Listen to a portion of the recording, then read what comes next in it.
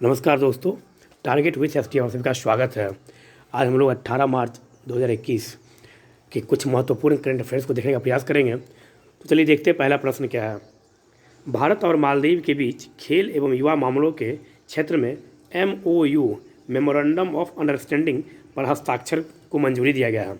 भारत और मालदीव का रिलेशन जो है, मतलब का रिश्ता जो है वो बहुत ही अच्छा और बहुत ही पुराना रिश्ता है इन दोनों के बीच। भारत और मालदीव के बीच खेल एवं युवा मामलों के मंत्रालय के बीच इन दोनों के बीच एक हस्ताक्षर हुआ, मतलब क्या एक एग्रीमेंट हुआ है। केंद्रीय मंत्रिमंडल को भारत गणराज्य के युवा कार्य और खेल मंत्रालय तथा मालदीव गणराज्य के युवा खेल और सामुदायिक सशक्तिकरण मंत्रालय के बीच खेल तथा युवा मामलों में सहयोग के लिए हस्ताक्षर किए गए समझौता ज्ञापन की जानकारी दी गई है। इस समझौता ज्ञापन पर नवंबर 2020 में हस्ताक्षर किए गए थे। मालदीव द्वीप समूह भारत के दक्षिण में हिंद महासागर में स्थित। मालदीव कहाँ स्थित है? तो मालदीव द्वीप समूह जो है वह भारत के दक्षिण में हिंद महासागर में स्थित है। यह अपने खूबसूरत समुद्री तटों के लिए मशहूर है। भारत मालदीव संबंध दक्षिण एशिया की नज़र से काफ़ी महत्वपूर्ण है। भारत मालदीव के बीच द्विपक्षीय संबंधों की शुरुआत मालदीव के साथ 1965 में ब्रितानी शासन से आज़ादी के साथ हुआ था। मतलब यह हुआ यहाँ पर कि भारत और मालदीव का जो रिलेशनशिप है यह 1965 से शुरू हुआ है और अभी तक, मतलब क्या, भारत और मालदीव का रिलेशन बहुत ही अच्छा रहा। मालदीव है कहाँ स्थित? तो भारत के दक्षिण में हिंद महासागर में स्थित है यह। और भारत और मालदीव के बीच, आपको पता होगा मालदीव जो है यह कॉमनवेल्थ से अपना नाम वापस ले लिया था, लेकिन फिर पुनः कॉमनवेल्थ में शामिल होने वाला राष्ट्र मालदीव बना है। यह भी आप यहाँ से याद रखेंगे। तो एक प्यारा सा प्रश्न है आप लोगों के लिए कि मालदीव की राजधानी कहाँ है। नेक्स्ट, डॉक्टर हर्षवर्धन को स्टॉप टीबी पार्टनरशिप बोर्ड का चेयरमैन बनाया गया है। डॉक्टर हर्षवर्धन जो हमारे देश के केंद्रीय स्वास्थ्य मंत्री हैं, उन्हें स्टॉप टीबी पार्टनरशिप बोर्ड का चेयरमैन बनाया गया है। स्वास्थ्य मंत्रालय ने 17 मार्च 2021 को एक बयान में कहा कि इस प्रतिष्ठित संस्था का हर्षवर्धन को अध्यक्ष बनाया जाना दुनिया से टीबी को खत्म करने के लिए भारतीय राजनीतिक इच्छा शक्ति की गौरवशाली मान्यता का प्रतीक है। मतलब क्या, भारत सरकार का यहाँ पर यह कहना है कि स्टॉप टीबी पार्टनरशिप का जो अध्यक्ष बनाया गया डॉक्टर हर्षवर्धन को, यह भारत की राजनीतिक इच्छा शक्ति, मतलब क्या भारत का जो लक्ष्य है कि टीबी को हम हराएंगे, इस उद्देश्य को देखते हुए इस स्टॉप टीबी बोर्ड का चेयरमैन डॉक्टर हर्षवर्धन जी को बनाया गया है। और यह भारत के लिए बहुत ही बड़ी बात है और बहुत खुशी की बात है कि इस प्रकार के ऑर्गेनाइजेशन का, इस प्रकार के संगठन का अध्यक्ष भारत के स्वास्थ्य मंत्री को बनाया जाता है। स्टॉप टीबी पार्टनरशिप बोर्ड के अध्यक्ष के रूप में हर्षवर्धन जुलाई 2021 को अपना पद संभालेंगे। मतलब क्या, अभी वह नियुक्त नहीं हुए हैं, अभी उन्हें यह सूचना दे दिया गया है और उनका टेन्योर जो है, उनका जो कार्यकाल है वह जुलाई 2021 से वह अध्यक्ष के पद पर अपना कार्य संभालेंगे। यह भी आप यहाँ से याद रखेंगे। अब देख लेते थोड़ा सा स्टॉप टीबी पार्टनरशिप बोर्ड क्या है। स्टॉप टीबी पार्टनरशिप बोर्ड एक अंतर्राष्ट्रीय मंच है जो विश्व भर के विभिन्न पक्षों के साथ मिलकर टीबी के विरुद्ध संघर्ष का अभियान चलाती है। मंत्रालय ने बताया कि स्टॉप टीबी पार्टनरशिप का गठन साल 2000 में किया गया था। स्टॉप टीबी पार्टनरशिप बोर्ड का गठन कब किया गया? तो साल 2000 ईस्वी में स्टॉप टीबी बोर्ड का गठन किया गया, जिसका मुख्य कार्य क्या है? तो यह एक अंतर्राष्ट्रीय, यह एक इंटरनेशनल मंच है जो विश्व भर के विभिन्न पक्षों के साथ, मतलब क्या, पक्ष का मतलब क्या हुआ यहाँ पर? विश्व भर के विभिन्न एनजीओ के साथ, जो एनजीओ या जो ऑर्गेनाइजेशन टीबी को समाप्त करने में अपना योगदान देना चाहती है या दे रही है, उन सभी संगठनों, उन सभी एनजीओ के साथ मिलकर यह संगठन अपना कार्य करती है। इसका मुख्य उद्देश्य जन स्वास्थ्य की समस्या बन चुके ट्यूबरकुलोसिस को जड़ से खत्म करना था। इसका मुख्य उद्देश्य क्या है? तो इसका मुख्य उद्देश्य आम लोगों से जो टीबी का जो बीमारी है, ट्यूबरकुलोसिस का जो बीमारी है, उसे जड़ से समाप्त करना है। यह भी आप यहाँ से याद रखेंगे। चलते हैं नेक्स्ट प्रश्न की ओर। भारत में 6.5% हो रही है कोरोना वैक्सीन की खुराक, स्वास्थ्य मंत्रालय द्वारा यह कहा गया। अभी हाल ही में 2 दिन पहले प्रधानमंत्री नरेंद्र मोदी जी के द्वारा सभी राज्यों के मुख्यमंत्रियों के साथ बैठक किया गया, जिसमें यह कहा गया 3 राज्यों के बारे में, खास करके उत्तर प्रदेश, तेलंगाना और आंध्र प्रदेश, इन 3 स्टेट के बारे में प्रधानमंत्री जी के द्वारा कहा गया कि इन 3 स्टेट में कोरोना वैक्सीन की जो वेस्टेज है, मतलब कि बर्बादी जो है, एक तरह से कह सकते हैं आप, मतलब बहुत कम है, मतलब क्या 10%, मतलब क्या इस पर सरकार को चिंतन करना चाहिए, उस स्टेट के गवर्नमेंट को चिंतन करना चाहिए। और अभी आप देख रहे हैं कोरोना जो है ये फिर दोबारा स्टेप में आ रहा है, और लगातार इसकी जनसंख्या, मतलब क्या इस बीमारी से ग्रसित लोगों की जनसंख्या लगातार बढ़ रही है, और 100 में से लगभग 60% व्यक्ति जो हैं यह सिर्फ और सिर्फ महाराष्ट्र के हैं। मतलब क्या, महाराष्ट्र जो है कोरोना का फिर से एक नया हब बनने जा रहा है। महाराष्ट्र, दिल्ली, उत्तर प्रदेश का लखनऊ भी इससे ग्रसित है, लखनऊ, कानपुर।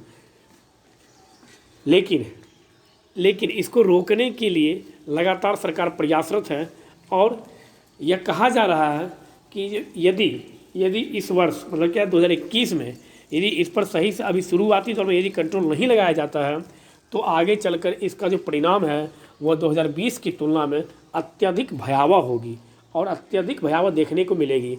इस कारण से लगातार शुरुआती दौर में ही प्रयास चल रहा है कि जितने भी एयरपोर्ट है, जितने भी हवाई अड्डा, जितने भी रेलवे स्टेशन है, बस अड्डा है, इन सभी पर बाहर से आने वाले व्यक्तियों की स्क्रीनिंग जाँच की जाए। और लोगों को भी यहाँ पर सतर्कता बरतनी चाहिए, क्योंकि यह बीमारी सिर्फ सरकार के लिए नहीं है, यह आम जनता के लिए भी है। तो इसको लेकर अभी लगातार कोरोना वैक्सीन जो है, इसको लेकर भी लगातार पूरी दुनिया में चर्चा चल रहा है, क्योंकि पूरा दुनिया इस बीमारी से ग्रसित रहा। यह आप लोग अच्छी तरह से जानते हैं कि 2020 किस तरह से बर्बाद हुआ है सबके लिए। तो इसके बारे में कहा गया है, केंद्रीय स्वास्थ्य सचिव राजेश भूषण ने कहा कि भारत में कोरोना टीके की औसतन 6.5% खुराक बर्बाद हो रही है। मतलब कि इतना प्रतिशत बर्बाद हो रही है, इसमें 10% तो बोला गया है मोदी जी के द्वारा, जो इन 3 स्टेट में इतना प्रतिशत कोरोना वैक्सीन बर्बाद हो रहा है सिर्फ, जिस पर कहीं से कोई ध्यान नहीं दिया जा रहा है। और स्वास्थ्य सचिव द्वारा कहा गया है कि पूरे भारत में टीका का जो है 6.5% खुराक बर्बाद हो रही है। देश के शिक्षित प्रदेशों में शुमार आंध्र प्रदेश और तेलंगाना में टीके की सबसे अधिक खुराक बर्बाद हो रही है। तेलंगाना में 17.6% खुराक बर्बाद हो रही है, तो वहीं आंध्र प्रदेश में कोरोना के टीके करीब 11.6% बर्बाद हो रही है। कोरोना टीके की बर्बादी को देखते हुए केंद्र सरकार ने राज्यों को इसका किफ़ायती तरीके से इस्तेमाल करने की चेतावनी दी है। देखिए यहाँ पर कितनी बड़ी, मतलब कह सकते हैं आप, दुर्भाग्य की बात है इस देश के लिए, इस राज्य के लिए, जो एक तो व्यक्तियों को कोरोना वैक्सीन मिल नहीं रहा है, आम जनता तक अभी तक पहुँचा नहीं है, लेकिन राज्य इसको संभाल कर रख नहीं पा रही है। और राज्य अभी लगभग सरकार के डाटा अनुसार एक दिन में लगभग 30 लाख व्यक्तियों को कोरोना वैक्सीन दिया जा रहा है, मात्र 30 लाख व्यक्तियों को। और यह बहुत बड़ा डाटा है इंडिया के लिए, क्योंकि 130-140 करोड़ जनसंख्या भारत का है, इसमें 30 लाख, और उसमें भी दवाई की आप वेस्टेज कर रहे हैं, दवाई को आप बर्बाद कर रहे हैं आप। तो बताइए कितनी बड़ी दुर्भाग्य की बात है यह इन राज्यों के लिए।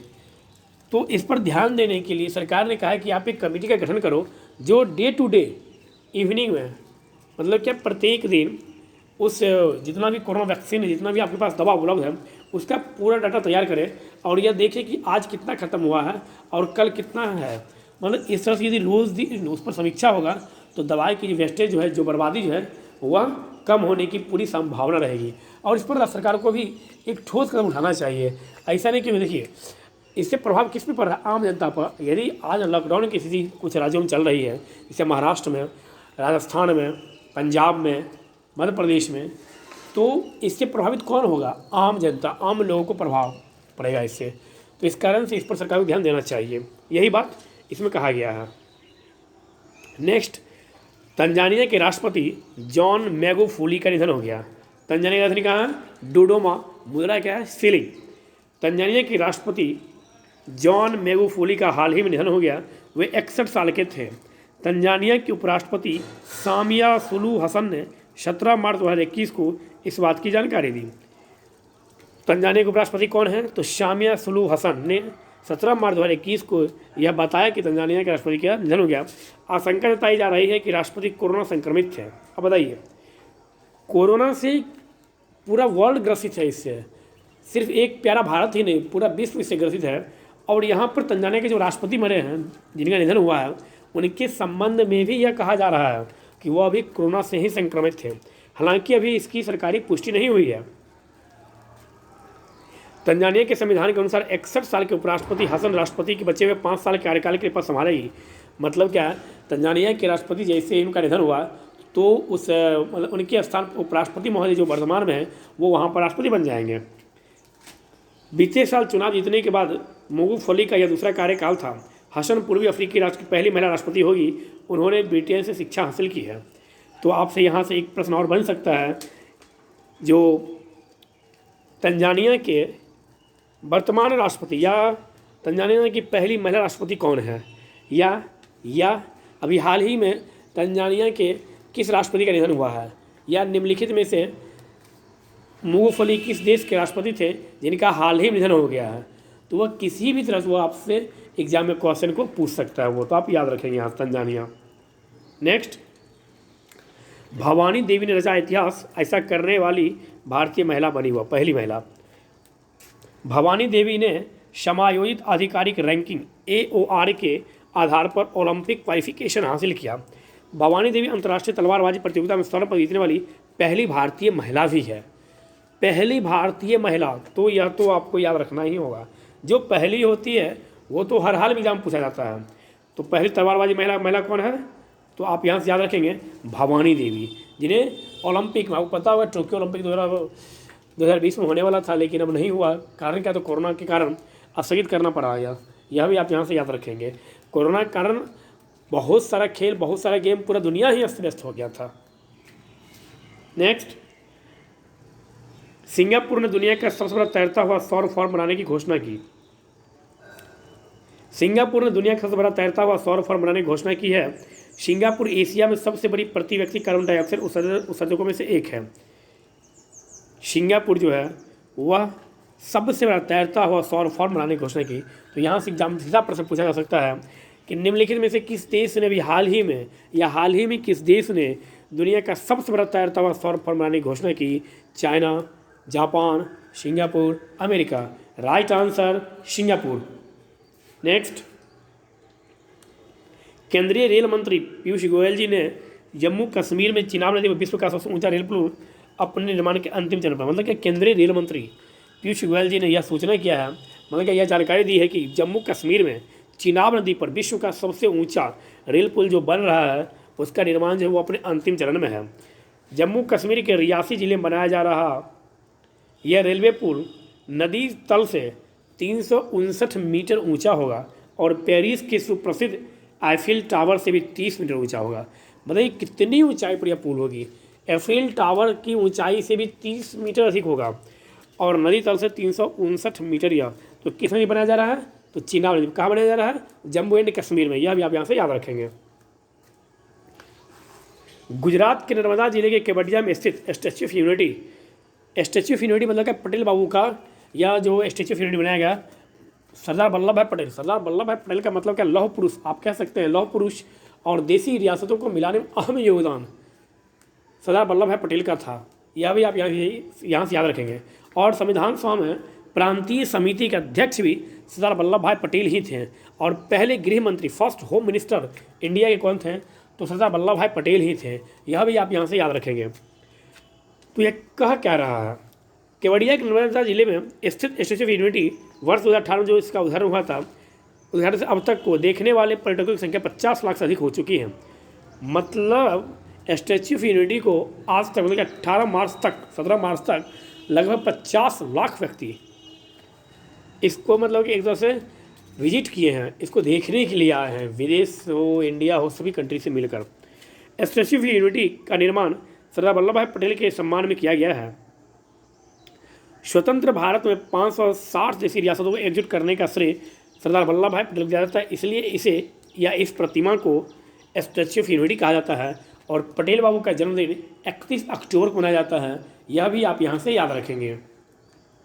नेक्स्ट, पूर्वी अफ्रीकी देश केन्या ने अपने पड़ोसी देश सोमालिया के साथ समुद्री सीमा विवाद पर अंतर्राष्ट्रीय न्यायालय ICJ की कार्यवाही में भाग लेने से इनकार कर दिया। तो एक चीज़ तो यहाँ मिला कि केन्या जो है वह कहाँ है, तो अफ्रीका में किस छोर पे होगा। आप मैप में जाकर देखिएगा, पूर्वी अफ्रीकी देश पूर्व में अपने पड़ोसी देश सोमालिया के साथ समुद्री सीमा विवाद पर अंतर्राष्ट्रीय न्यायालय ICJ की कार्यवाही में भाग लेने से इनकार कर दिया। सोमालिया और केन्या के बीच हिंद महासागर में समुद्री सीमा के परिसीमन को लेकर विवाद है। किसको लेकर विवाद है, तो हिंद महासागर में परिसीमन को लेकर विवाद है। अंतर्राष्ट्रीय न्यायालय की स्थापना वर्ष 1945 में संयुक्त राष्ट्र शासन द्वारा किया गया और ICJ अपना काम शुरू कब से किया, तो वर्ष 1946 अप्रैल 1946 से इसने अपना कार्य करना शुरू किया। देखिए, जैसे मान लीजिए दो डिस्ट्रिक्ट के बीच जब लड़ाई होता है तो वह विवाद जाता है हाई कोर्ट में, जब दो स्टेट के बीच विवाद होता है तो वह विवाद जाता है सुप्रीम कोर्ट में, और जब दो कंट्री के बीच विवाद होता है, जब दो देश के बीच विवाद की स्थिति उत्पन्न होती है तो वह मामला जाता है अंतर्राष्ट्रीय न्यायालय में। यह भी आप याद रखिए। जैसे मान लीजिए भारत और पाकिस्तान के बीच विवाद चल रहा है तो उसका निपटारा दिल्ली का सुप्रीम कोर्ट, भारत का सुप्रीम कोर्ट या पाकिस्तान का सुप्रीम कोर्ट नहीं करेगा, उसका निर्णय जो है वो अंतर्राष्ट्रीय न्यायालय के द्वारा किया जाएगा। यह भी आप यहाँ से याद रखेंगे। तो हम उम्मीद करते हैं कि ये करंट अफेयर्स आप लोगों को अच्छा लगा होगा और आपके एग्जाम में यह बहुत ही महत्वपूर्ण कारगर साबित होगा। इसलिए अपने दोस्तों के साथ, अधिक से अधिक दोस्तों के साथ इस वीडियो को शेयर कीजिए, लाइक कीजिए, सब्सक्राइब कीजिए एंड कमेंट्स कीजिए। धन्यवाद।